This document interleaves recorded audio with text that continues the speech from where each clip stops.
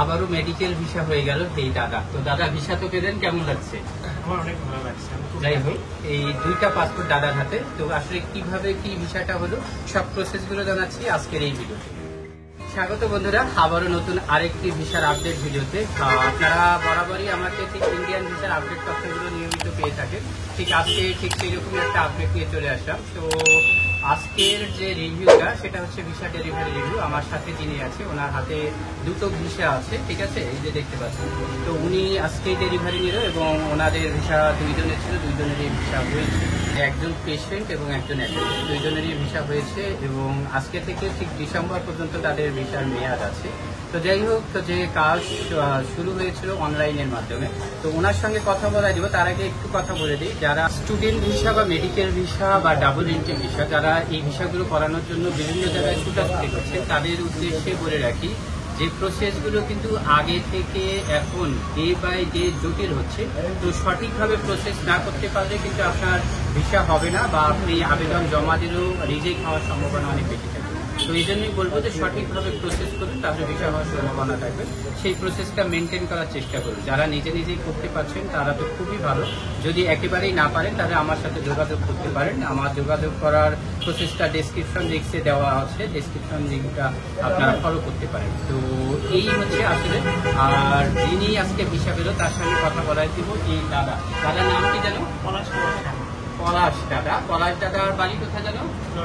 নড়াইল। নড়াইল থেকে তো আমার সাথে যোগাযোগ করেছে। দাদা হচ্ছে নড়াইল থেকে যোগাযোগ করেছে। তো নড়াইল থেকে ফোনের মাধ্যমে আমার সাথে যোগাযোগ করেছে। দাদা আমাকে পেয়েছেন কোথায়? প্রথমে আপনার ইউটিউব ভিডিওগুলো দেখছি, দেখে আমার কাছে ভালো মনে হয়েছে। তারপরে ফেসবুক থেকে আপনার নাম্বার কালেক্ট করে আপনার সাথে কথা বলে এই কাজগুলো আপনার। আচ্ছা আচ্ছা। তো মানে হচ্ছে এখন আপনারা যারা ভিডিওতে দেখছেন ঠিক একই রকম আপনিও একসময় দেখছেন, তাই তো? এই দেখতে দেখতে আমার সাথে যোগাযোগ করে তারপরে কাজ দেওয়া। আলটিমেটলি তো আজকে ভিসা পেলেন, কেমন লাগছে? খুব ভালো লাগছে।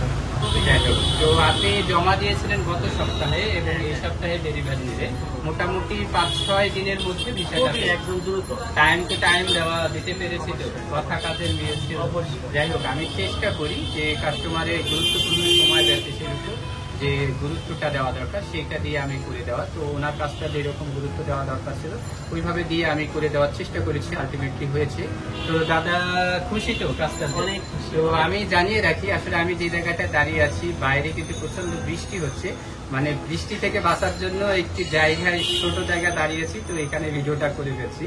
তো এই জন্য হচ্ছে সরু জায়গা হয়তো অনেকেই মনে করতে পারে। আর দাদার জন্য শুভকামনা। দাদা ওনারা 2 জন, ওনারা হয়তো খুব শীঘ্রই যাবে, হয়তো আজকালের মধ্যে চলে যাবে। তো আপনারা ওনাদের জন্য দোয়া আশীর্বাদ করবেন। তো এই আর কি। দাদা কিছু বলবেন আমার দর্শকদের উদ্দেশ্যে? অবশ্যই বলবো। আসলে আপনারা যারা করতে চাচ্ছেন ভিসা, যারা তারা তো বললো, যারা নিজেরা পারেন তারা করেন, না তারা সাথে যোগাযোগ করেন। এবং খুব বিশ্বস্ত একটা জায়গা আমি করেছি। এই আসলে হচ্ছে যে কাজ করে দিতে পারলে যে নিজের কাছেও ভালো লাগে। আমি যে করে দিতে পারি এটা আমার কাছেও ভালো লাগে। আমি চেষ্টা করি যে সকলের কাজগুলো সমানভাবে গুরুত্ব দিয়ে করা।